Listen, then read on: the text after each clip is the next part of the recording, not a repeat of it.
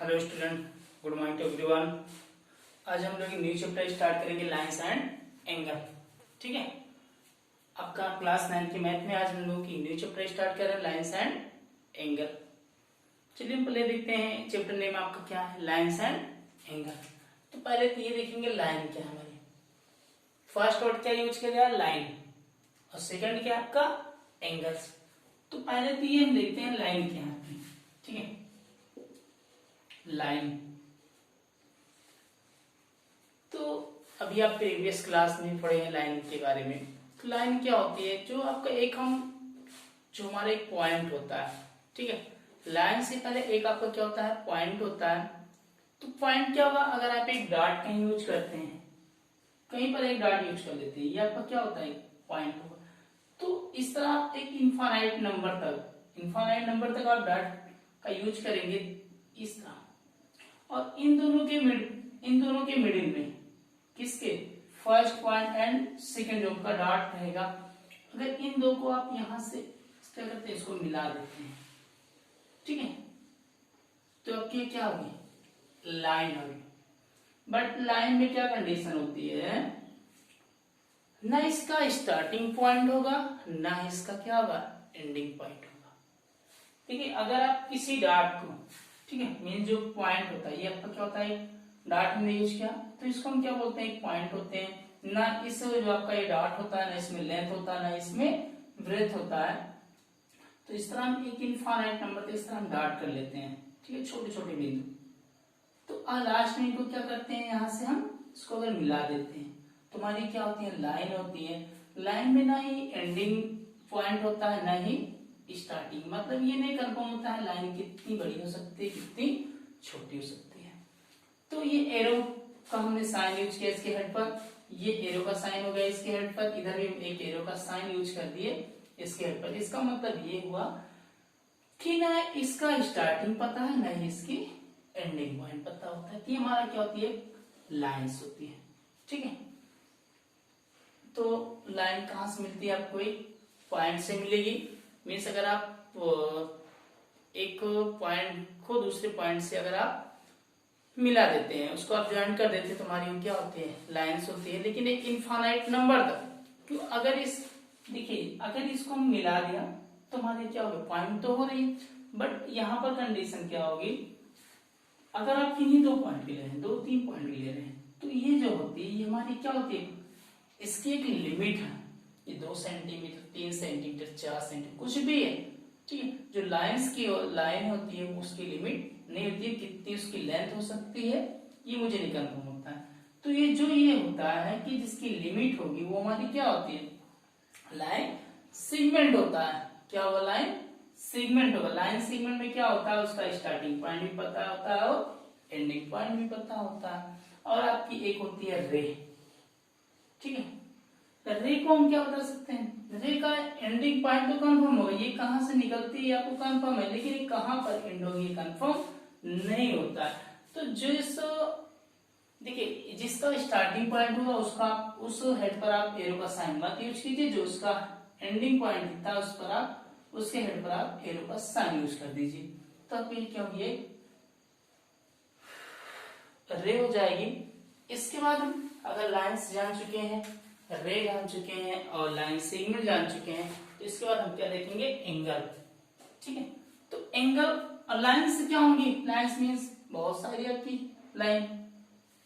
ठीक है, इसके बाद हमें क्या मिलता है, एंगल मिलेगा। ठीक है, तो एंगल में डिफिनेशन में लिखा भी है, an angle is the union of two non collinear ray which a common integral point. Means क्या हो गया, अगर आपकी कोई दो रे है, फर्स्ट रे और सेकंड रे, किसी भी पॉइंट पर इंटरसेक्ट करती है, ठीक है, या मीट करती है, किसी पॉइंट पर क्या करती है, मीट करती है। मान लीजिए जिस पॉइंट पर ये मीट करेंगी, ये इसका क्या होगा, एंगल होगा। ठीक है, तो क्या इसका एंगल ये हो सकता है या ये हो सकता है। ठीक है, हमने क्या बोला, कोई आपकी एक रे है, ठीक है, जिस पॉइंट पर ये क्या करती है, मीट करती है, तो उसका क्या होता है, एंगल होगा। तो देखिए एंगल बन रहा है, ये हमारी बाहर, ये जो हमारी लाइन है या रे है बाहर निकल रही है, अंदर को आ रही है, ये इसके साथ एंगल नहीं डिनोट कर पाती है। ठीक है, देखिए दोनों बाहर भी निकल रही हैं, तो ये हमारा क्या होगा, इसका एक एंगल होगा।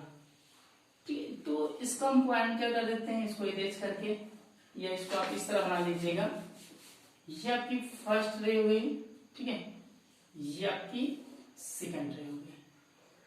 तो यहाँ पर मिल रहे हैं, इसका पॉइंट, ये जो आपका इन दोनों के जो बीच में गैप है, ये जो आपको दिख रहा है, ये आपका क्या होता है, एंगल होगा। इसको आप डिनोट किससे कर सकते हैं, ओ से। ये आपका, इसको ए से डिनोट, इसको ओ, ये आपका क्या होगा, बी। तो ए ओ बी एंगल को हम मिडिल में लिखते हैं, तो ये आपका हो जाएगा एंगल ए ओ बी होगा। एंगल्स आप टाइप पढ़े हैं क्लास में, प्रीवियस क्लास में। फर्स्ट आपका acute angle, obtuse angle, reflex angle और स्ट्रेट लाइन या स्ट्रेट एंगल। आप बता सकते हैं स्ट्रेट लाइन क्या होगी, पता ही, एक सीधी लाइन को हम क्या कहते हैं, स्ट्रेट लाइन ही होगा, जिस पर कितने डिग्री का एंगल डिनोट होता है, 180 डिग्री। इसके टाइप आपने पढ़ा है, टाइप ऑफ एंगल। तो टाइप ऑफ एंगल में फर्स्ट आपका क्या होता है, राइट एंगल। राइट एंगल हमने लिखा राइट एंगल, ठीक है। राइट एंगल में क्या होगा, ये आपका क्या होता है, 90 degree. An angle whose measure is 90 degree is called right angle, ठीक है। फिर इसके बाद हम क्या पढ़ते हैं, एक्यूट एंगल। एक्यूट एंगल में क्या होगा, जो आपका एंगल होगा वो 90 डिग्री से क्या होगा, लेस होगा। एक्यूट एंगल में क्या होगा, जो ये एंगल होगा वो कितने डिग्री से लेस होगा, 90 डिग्री। मीन्स किससे ग्रेटर होगा, 0 से ग्रेटर होगा, 90 से क्या होगा, लेस होगा। फर्स्ट आपका हमने बताया राइट एंगल। राइट एंगल में कितने डिग्री का एंगल होगा, 90 डिग्री का। अगर जिसको मेजर करेंगे तो 90 डिग्री का होगा। और एक्यूट एंगल में ये एंगल क्या होगा, 90 डिग्री से या तो लेस होगा या तो 0 से क्या होगा, ग्रेटर होगा। ठीक। इसके बाद होता है ऑब्ट्यूज एंगल। क्या होता है, ऑब्ट्यूज एंगल होता है आपका, ठीक है। ऑब्ट्यूज एंगल में क्या करेंगे हम, इस एंगल की जो वैल्यू होगी, ठीक है, वो क्या होगी, 90 डिग्री से ग्रेटर होगी।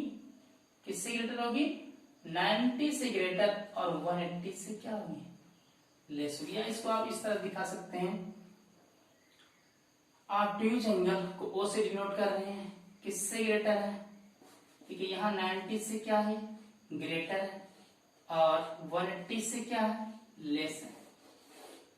ठीक है, 0 ओ मीन्स क्या, ऑब्ट्यूज एंगल है। ऑब्ट्यूज एंगल जो वैल्यू होगी 90 से ग्रेटर होगी, और 180 से क्या होगी, लेस होगी। तो आपका क्या होगा, ऑब्ट्यूज एंगल होगा। ठीक है, इसके बाद हम लोग क्या पढ़ते हैं, स्ट्रेट एंगल पढ़ते हैं। स्ट्रेट एंगल, स्ट्रेट एंगल में क्या होगा, ठीक है, अगर एक एंगल मेजर इज 180 डिग्री, अगर किसी एंगल को मेजर करते हैं 180 डिग्री, तो आपका क्या होता है, स्ट्रेट एंगल होता है। एक आपका मिलता है रिफ्लेक्स एंगल, ठीक है। रिफ्लेक्स मीन्स क्या होगा, रिफ्लेक्स मीन्स इसका अपोजिट। मीन्स क्या होगा, अगर हमने क्या पढ़ा है स्ट्रेट एंगल में, स्ट्रेट एंगल में क्या होगा, अगर किसी एंगल को मेजर करते हैं कितना मिलता है, 180। तो रिफ्लेक्स एंगल क्या होगा, ठीक है, बना के दिखाती है। ये आपका, अगर आपसे मान लीजिए कोई ऑब्ट्यूज एंगल दिया गया आपको, ठीक है, एक्यूट एंगल मानिएगा, ये अगर एक्यूट एंगल है, तो जो ये हमारा पार्ट होगा, ये हमारा क्या होगा, एक रिफ्लेक्स एंगल होगा। ये एक्यूट एंगल कितने से होता है, 90 से कम होगा।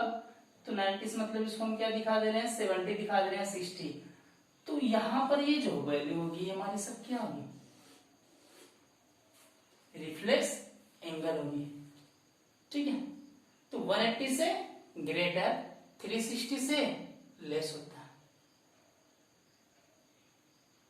ठीक है। तो अब इसको हम लोग कंप्लीट कर सकते हैं।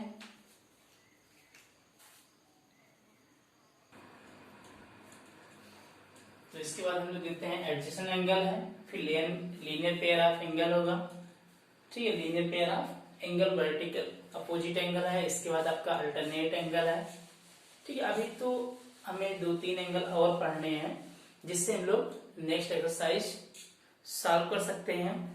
देखिए, इसके बाद हम पढ़ते हैं एडजेसेंट एंगल। तो एडजेसेंट एंगल क्या होगा आपका, देखिए